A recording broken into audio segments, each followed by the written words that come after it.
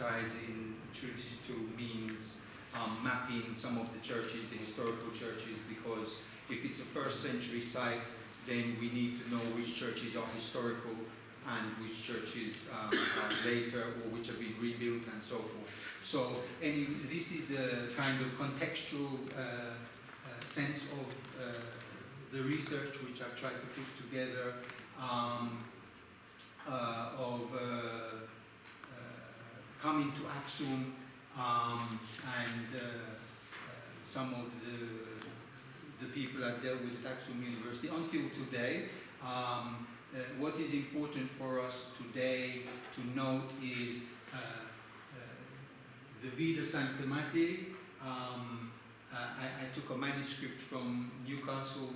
It is a recension in about 2012, and I've been dealing with, I was dealing with both printed editions as well as manuscript editions. So Dr. Fahimi in the linguistic department helped me to get this manuscript in about 2012. I've approached many conferences in relation to St. Matthew, both in Ethiopia and in England. I addressed many different issues like iconography of St. Matthew in the illuminated manuscripts. And so the iconography is as important as the text itself, because it gives us many traditions concerning it. So,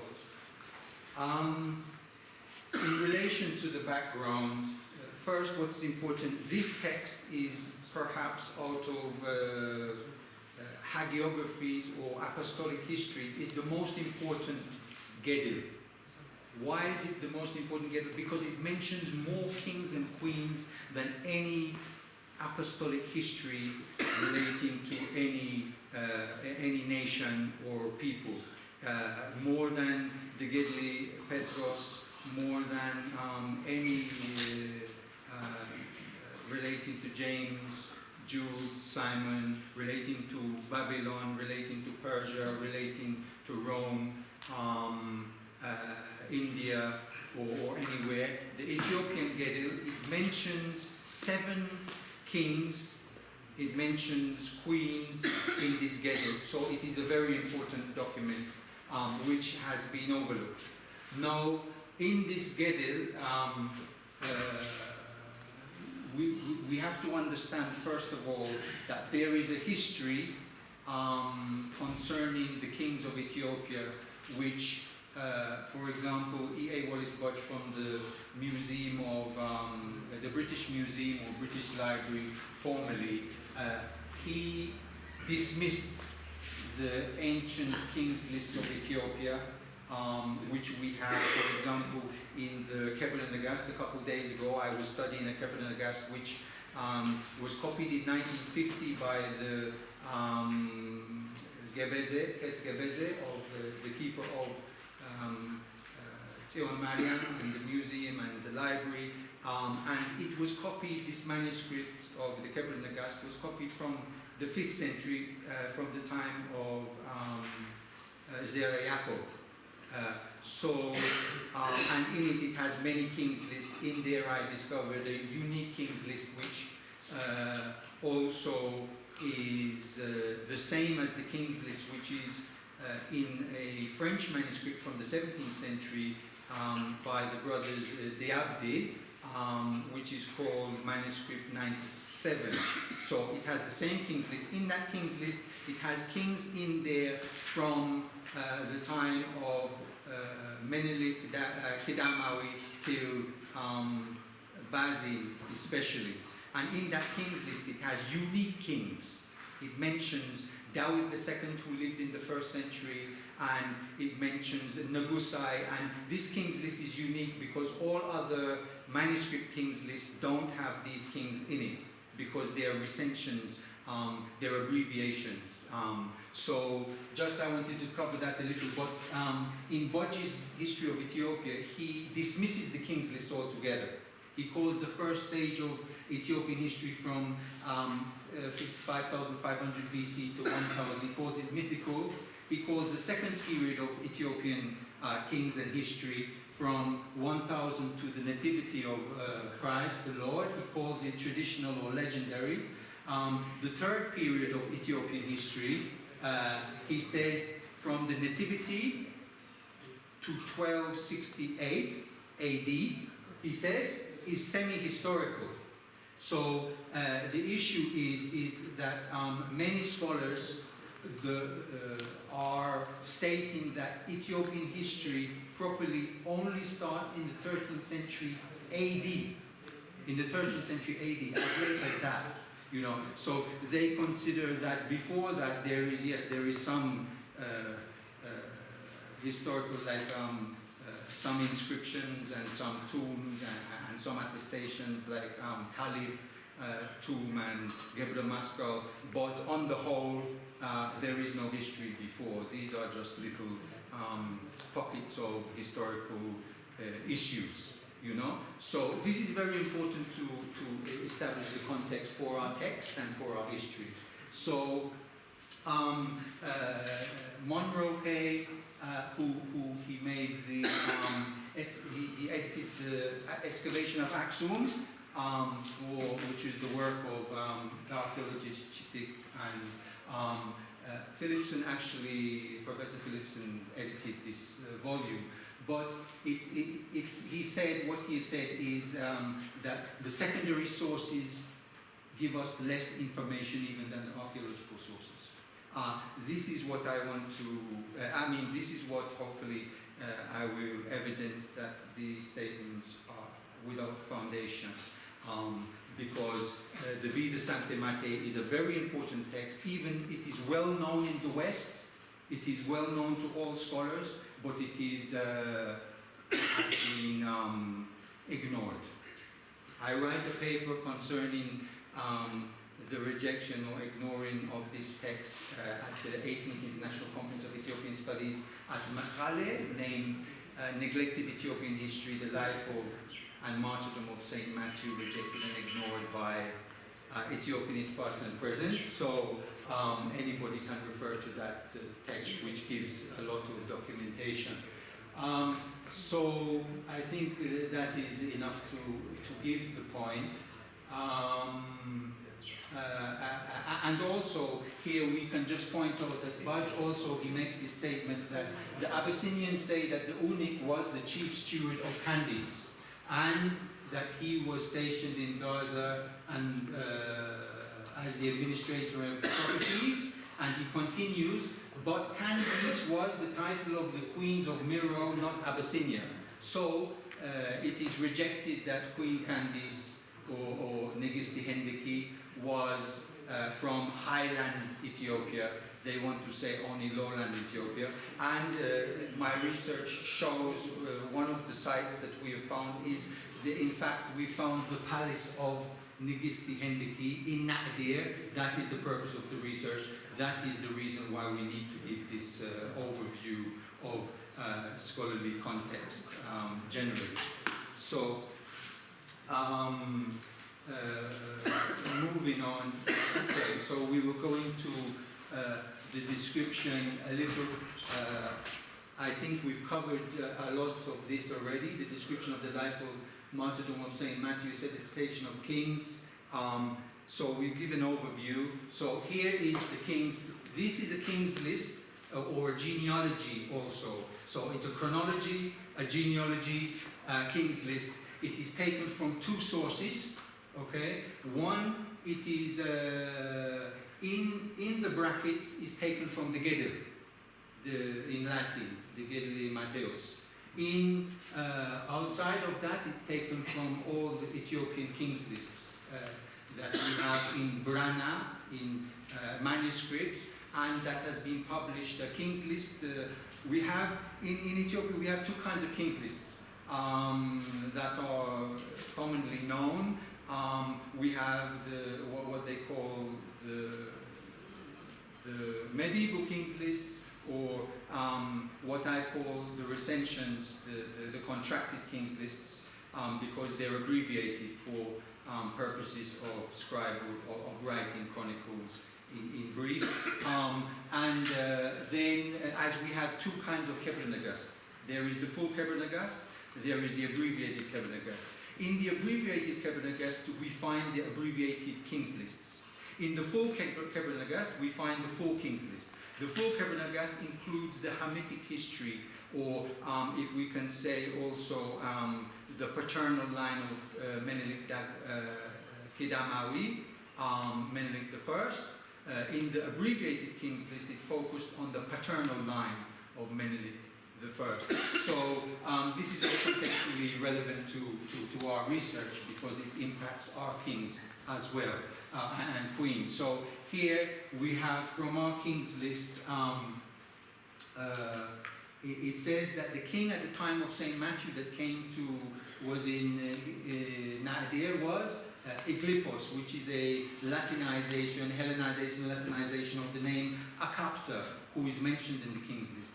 In a king's list given by Haile Selassie when he was Rastafari Makonnen, he gave a king's list to an English diplomat named C.F. Ray, and in that king's list it says that at the time of Akapta, that this king, Ethiopia, was Christianized by the Apostle St. Matthew. That is in the king's list. It agrees precisely with the king that St. Matthew came to. And there were several kings in the Christian era, two kings before him. One was Bazin and one was another king named Sertu. So in that king's list, he could have chosen any king to say was Christianized by St. Matthew, but it's choose the exact same king. It's written, it's recorded the exact same king. So his Egyptian name, which is in the Ethiopian text, is Akapta, which means literally, when it's Latinized or Hellenized, it means Egypt, Aegyptos, Ha-Kapata in the Egyptian. His throne name, which was in Giz, is Tsenfa'aret. So his wife is Gersamot or Hendeki the Sixth. Her name, she's given a name Uphenicia in the Gedli Matthäus, and also Candace. Then we have the next king after this one is Horem Taku, also an Egyptian name relating to the god Horus.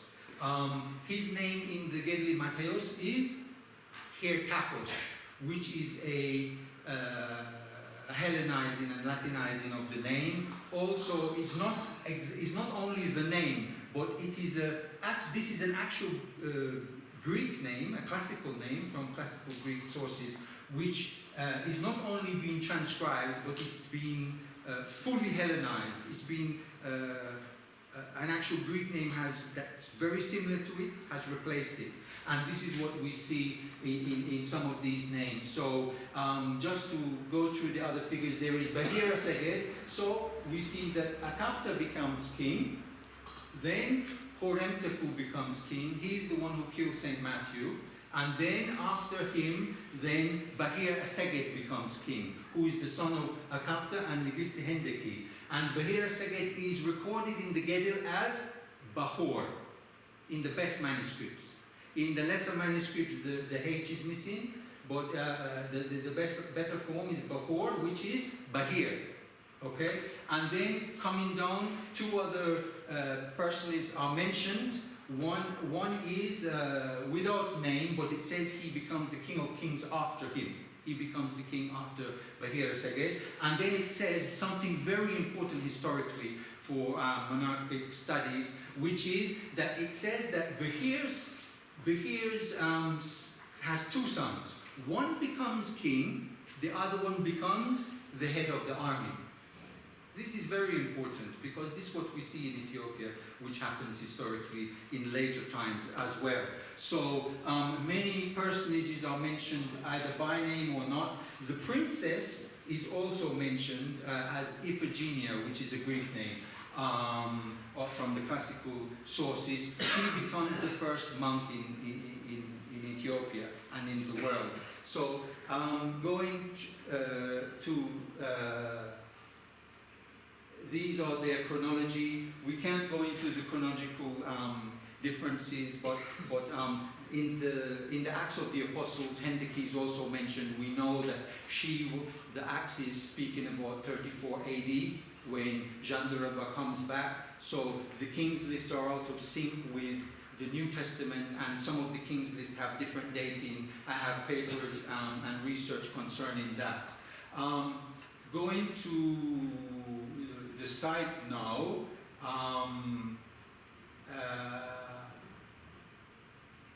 there are two sites that we deal with in Nadir. One site is an ecclesiastical site, the other site is palaces. Okay, so our main concern in this lecture is the palaces. Okay, so I will just quickly run through some of the ecclesiastical objects. This is the baptism font that it is recorded in both people who have documented this history, like myself, and it's documented in a few sources. This is what St. Matthew used to baptize the youth. It's an important object because it's a sacrificial object from before the time of Christ. This same object is also in Aksum, in the church of Zion Mariam. There is an exact object the same. Nobody has identified these two objects are the same before that I found in my research. I appear to be the first. This one has an inscription, however. This is from the Lidman expedition, right? So I have a research. This is another. So there are two first century fonts. I have a research which shows that Zion Mariam in the Liber Aksum is dated to the 1st century, and the scholars, some scholars like Huntingford and Beckenham, have purposely changed the history of Zion Mariam to the 4th century, to the time of AGZIAABHIR, but that is not the actual history. They changed the text of the Matthaei Aksum. They've actually changed the text. Matthaei Aksum says that Zion Mariam was built from 39 AD to 91 AD. It was constructed, okay, which is from the time when St. Matthew came to Ethiopia until 91 AD, which is after the time of his martyrdom. And Nigisti Hendike was baptized by St. Matthew, it says in Tegedil explicitly. This is a 4th century font from before the time of Fremenatos. So I've shown you three fonts from before the time of Fremenatos. This font is from, this church was built from 310 to 320. It's a church which I'm researching in Addis, which is called Washa Mikhail. It was built by Aksum. So this is the baptistry from that church. It was destroyed by the Italians, the church, but the baptistry is the only thing which remains. This is the cross of St. Matthew, which was found on the site. This is the high priest. So there is the cross of St. Matthew, which is said to have been brought from Jerusalem, it has fleur de lis. It is in the shape of a lily. This is a lily. So this leads us to the Song of Songs, or Matthaei Matthaei. It speaks of the lily of the valley, which is, we are to understand, it is an indication of the cross it's speaking of. So here's an image of the cross of St. Matthew in this icon of St. Abuna Samuel, I believe, from the church. These are some of the church remains of one church that was on the site of the original church that was built by St. Matthew in the year 40 AD when St. Matthew came to Ethiopia. So going to the palace sites, this is an overview of the site. This is Damo Galila, the great mountain of the site, which is also called Damo Corbetta, or properly Damo Kemetat, something like that, right? Which means, Damo Corbetta means the mountain of the well-known mountain. Damo Galila means there is a village there called Galila, and so it's related to the village which is near the mountain. Here is the site. So here is the principal site, the palace of Nigisti Hendiki, Queen Candace. These are some of the stones that are laid in order. So we can see the size of the hewn worked stones. This is the principal stone which is on top, next to those ones which we have just seen. This is another angle of it, and then we can see here there is a number of blocks, and there are blocks underneath here.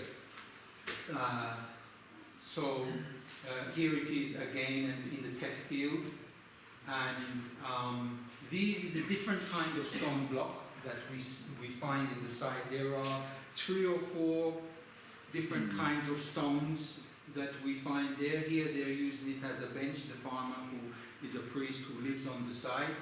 I've been to the site many times, 2011 when I discovered it, 2012, 13, 15 and 18 and so forth. The difference between my research and other people who have written on the site is that I know the history of the site, where others have just written their account that they recorded. So we see this is one end. We see all the different kind of stones here, blocks, a big hewn block. This is some of the pottery that I found on the site, which I gave at my first field report, which was at the research center in 2011 in Mabukudusan Research Center. I gave my first report, which was organized by Dr. Mersha, or Professor Mersha, Associate Professor Mersha. This is some walls on the site here that we see. There is also some burials at the site, at the bottom of the site. Whether they are, how ancient they are, we don't know. Someone has dug the site a little, but nothing significant or recorded. Here, there is another palace site, the second palace site. The first palace site relates to Nigisti Hendiki. This site relates to the son Behira Sege. The local history preserves whose palaces they are. And so here we see there is a stone brick, and in closing, I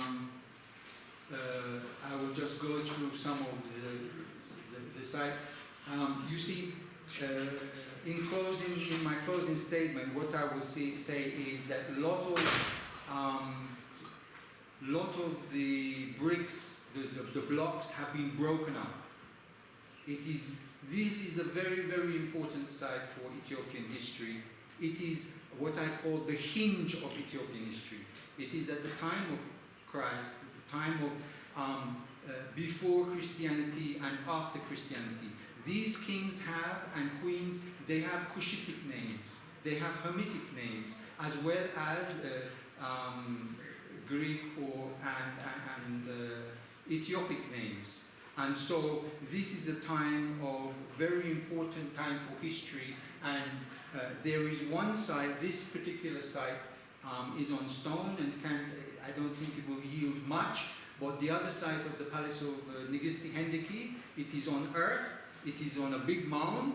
There I found red bricks on the site, and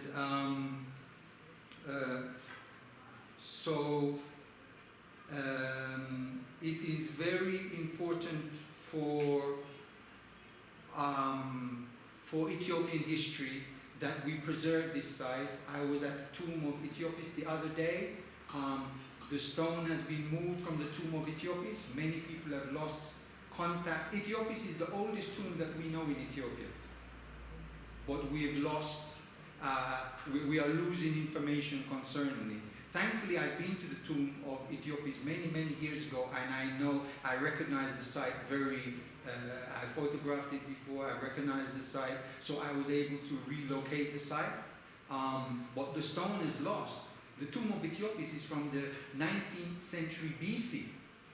you know. So how can we lose such an information? So we need to dig these sites, we need to preserve these sites, we need to put signs on these sites and preserve them for posterity, not only in Ethiopia but for the whole world. Is important for our history, because history records that Ethiopia was the grandson of a king of Egypt. So it's a very important site for us, and this son of Egypt was a son of another king of Ethiopia. So thank you very much for giving this opportunity to Thank you very much. Thank you so much, Deacon AGZIAABHIR. So, Deacon AGZIAABHIR mentioned a lot of things about new and potential sites around Matthaei. Mainly, his focus was on the introductions of Christianity before the 4th century, that is, during the 1st century AD. So, during the time of Saint Matthew. Yes. So, he showed us a lot of new issues and findings from the site that from his presentation we observed that the site is in danger, and needs further protection as well as investigation too. Thank you so much again. Yes. So, sorry, can I just add in one point, which is in the local history of Matthaei, in the local history of Matthaei, it's just the final important point. The local history says that this is the site of Nugus Basil, his Better Mingis. We know his tomb is in Aksum. His Better Mingis was said to be there. It said that this is the local history says this is the site of the Better Mingis for Ramhat. We know his tomb is said to be in Aksum. This is the Better. And finally, it says it is the Better Mingis for Saba. Saba is, we know him as Saba Aknahus. He lived 2000 BC. He is the grandfather of Ethiopis. It says, the local history says this is his site of his Better Mingis. Thank you very much. Please stay there. We have just not more than 14 minutes now, so you will forward onward your comments, questions, or suggestions later, and we are ready to give you response. So we will continue one presenter, the last presenter, also will be the last, and we will have tea later. So please. So next presenter is Mr. Harun from Aksum University, Archaeology department. So Mr. Harun is among the senior lecturers in the department, and he participated in such similar research conferences, both local and international, and conducted research and clinical economy service. Thank you so much, Mr. Harun.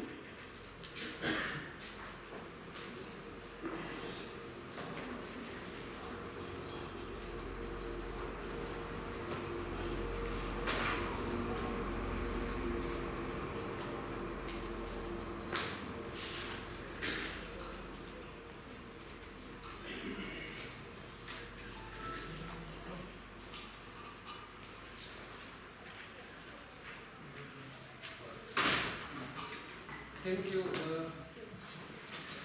being present some concepts, especially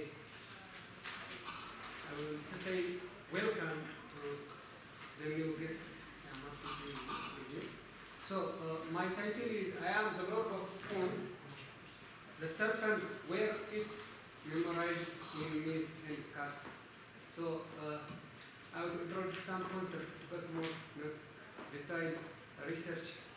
So we know, as introduction, the symbol of serpent or snake plays important role in the religious and cultural life of ancient world, was in Africa, Asia, America, and other Middle East countries. Even in the Holy Bible, among the top animals that receive more attention are serpents and snakes. In ancient Nubia, Egypt, Morocco, and the Horn of Africa, snakes have long been heard and revered. they represent both devil and good. Basically, snakes were frequently given supernatural abilities in Sub-Saharan Africa, which got them unique place in local religious and cultural systems. Serpents are not only depicted as devilish or evil, but sometimes also they are symbol of protection and guardian, symbol of power and others. So they represent also symbol of power, life, fertility, and healing in many countries, including Ethiopia. So sometimes also they are regarded as seen as symbol of choice, disaster, and David. For this matter, serpents and snakes were memorized in different legends, cultures, religions, and tales. So among the important and popular narrations or tales that celebrated from the ancient world perspective is the tale of the shipwrecked sailor of Egyptian Middle Kingdom. The sailor conduct expedition to Punt. So I will introduce some concepts about Punt. The land of Punt was important commercial partner to the ancient Egyptians, though its geographical location remains mysterious for archaeologists and historians. Then the Puntites and their trading goods were represented in ancient Egyptian paintings, inscription to the tale of the Egyptian shipwrecked sailor Middle Kingdom. According to the tale, the sailor had found a large bearded serpent in the southern Red Sea that identified himself as the leader of the bountiful Punt. Look how Aksum or the Horn of Africa and the Red Sea, how is important economically, geopolitically, historically, geographically from the antiquity. We know the cultural relationships between the Mediterranean world, the Horn of Africa, the Indian Ocean, Middle East, and others. So we are near the hub of the Red Sea, so we are always in good and bad opportunities like this. In time of weakness, we are victim of the wars and colonizers. In time of peace, we are powerful and we dominate the Horn of Africa in general. So when we start the relation between Punt and Egypt or the Horn of Africa, we can see this is for example. Then, on the other hand, let's say the Egyptian tales say something about, or sailors say about the Punt land and the king serpent. On the other hand, the Tigrayan oral tradition speculates about the mythical leader of serpent before Queen Shaba. Sometimes, or in near literature, the dynasty of serpent has been repeated in Ethiopia chronicles and glory of the kings. However, this information has not so far been used to reconstruct the location of ancient Punt in its context. Possibility of the location of Tigray within the Punt or on the trade route towards it is not yet adequately considered. Especially most of the research are focused in the coastal area of Eritrean Red Sea, Sudan or something like that. So why not consider Tigray?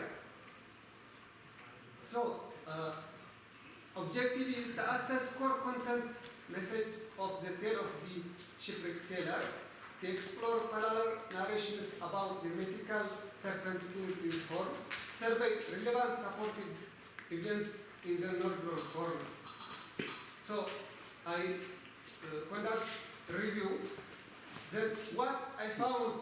So result indicates parallel clues are identified between the ancient Egyptian tale of the sea sailor, expedition to the land of Punt, and the Abyssinian mythical serpent king. The archaeological material cultures of artists of the northern horn give hints about the concept of serpent in antiquities. Historical linguistic documents provide possible intangible element in our locality. So the history starts here. The tale of the shipwrecked sailor narrates as in the Middle kingdom, 120 Egyptian men were sent into the southern Red Sea to Punt. But out of them, except one, all were destroyed due to the storm were raised by the tide. Then the single survivor settled or saved in the Iceland. Then he drilled fire and burned incense offering like what they did in the Egyptian temples as a ritual. Then he heard thunder-like sounds. Then the earth becomes shaken. Then when he see large virgin serpent which covered with gold and lapis lazuli. Then he comes here, they communicate, and the serpent himself called, I am the Lord of Punt. Then finally, after 2 months, the sailor returned back to Egypt with the gift received from the serpent. Then explain about the good-natured serpent king in the Punt land, or in the Punt. So, most of the objectives that given to the sailor by the serpent king are identical with the objectives of the items export from Punt land to Egypt. This includes kuhli, for example. Kuhli is kuhli in Tigrinya and in Egyptian and other languages. Tail of giraffe. Then, what the legends say is most celebrated in Tigray, basically, about the king serpent. We know in Ethiopia and the Horn of Africa, serpent snakes have ritual values, symbols of fertility, healing, or deadly. But the dynasty of serpent is well celebrated in the history of Tigrayans, or Tigrinya curse. So we do have evidence in literature about the dynasty of serpent in Aksum. We do have name of places like Zivan Gabra in Tembian, Temen Zauga in Aksum, and in the glory of the kings, we do have serpent dynasty that ruled the country for about 400 years before Queen Shaba or before the birth of Solomon, which means at the early 2nd millennium BC, there was a leader here, whatever serpent or cruel individual.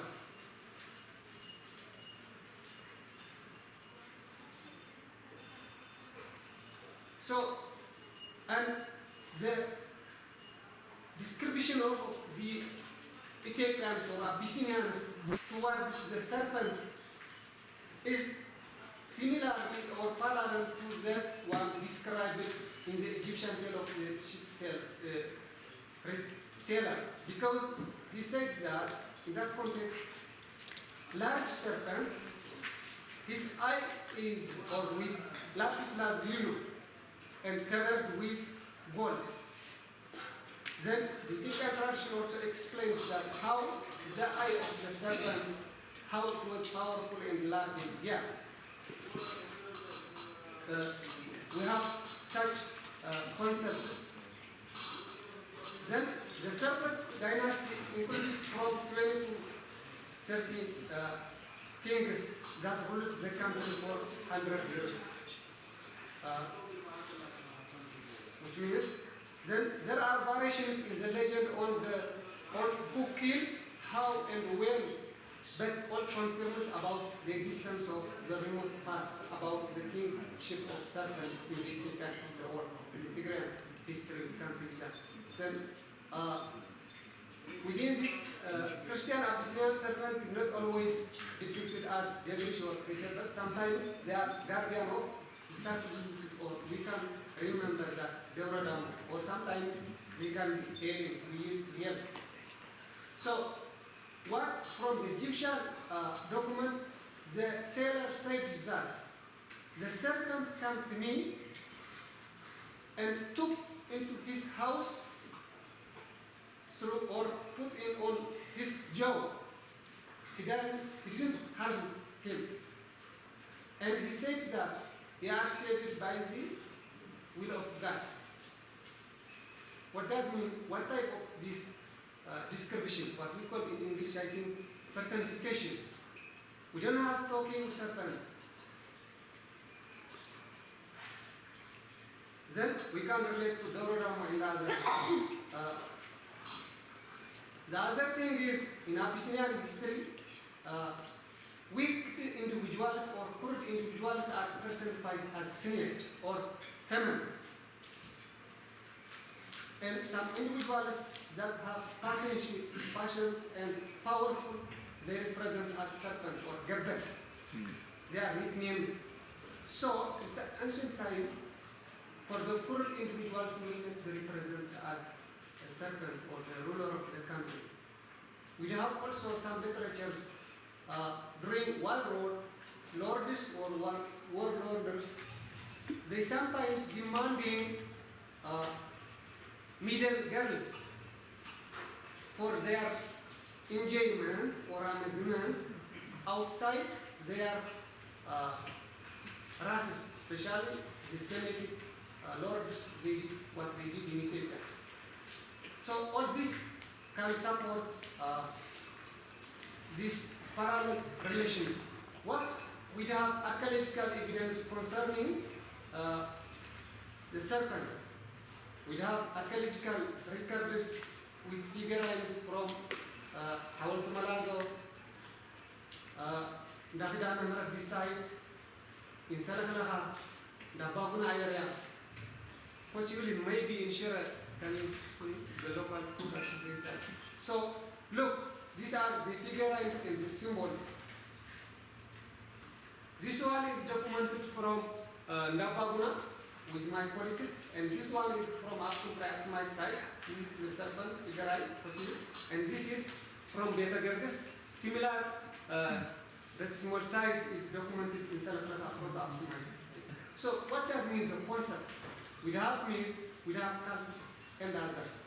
The other important thing is historical documents and linguistic evidence suggests that the probability of Tigray being part of Punt or either in the trade route of Punt. For example, the inscription of Thutmose II referred to the place located in the land of Punt, Hautriti, Hamasu and Takaro, which suggests possibly Abyss, Hamasan, Tigray or Tigray. Some words also documented in Egyptian language, for example, Etan. Etan is Etan in Tigrinya. Then it says, Kuhali is Kuhali. Beit is house. Hisab, Abo and others are important words that document in the Egyptian ancient language. So there is parallel between this. Ankh or Ankahar. Especially this symbol of life or the decay of life is documented in Aksum, in single stele, and Heraklitos in the border of southern Eritrea. From Aksumite monastery, maybe later reuse it. In Hawalt Malazo also we have some evidences back later. Basically in Aksum, Vita, Yaha, Medara, and Eastern Tigray provides cultural contacts with the Nile Valley, the Egyptians and the Nubians. So that can be inputs. The other is the Egyptian, the Puntites image depicted in the Egyptian tomb represents some important concepts. For example, wearing style, house style, animal, and plants. So today in Tigray, number of sites named like Matthaei or something like that you can see. This is the Puntite chief.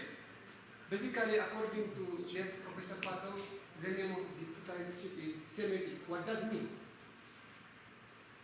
Semitic language. Or according to Member Fisa, Parao is the correct form of Berinu. So it needs further investigation, especially from linguistic perspective. Then Look, this is from the Egyptian and this is from how Malazzo near Aksum. Not maybe visible, but scholars developed parallel wearing style in clothes. For this is now in AGZIAABHIR National Museum basically. These are the Puntites, these are palm trees, these are well known in the Share Aksum plateau and the Eritrean plateau basically in other areas. They access it by ladder basically. If you look this one, ladder, their houses, the Puntite house was accessed by ladder. What does it mean? Today, in Gabra, you know, our cattle are far apart in the lowland area for grazing or something. Then the cattle keepers use their house upon the above the goats or sheep or calves. This is for the purpose of defending mechanism as well as escape from malaria or fever. So this resemblance only preserve. If you look at the affairs, how they use their heart, their access. It needs further investigation basically. The other thing is the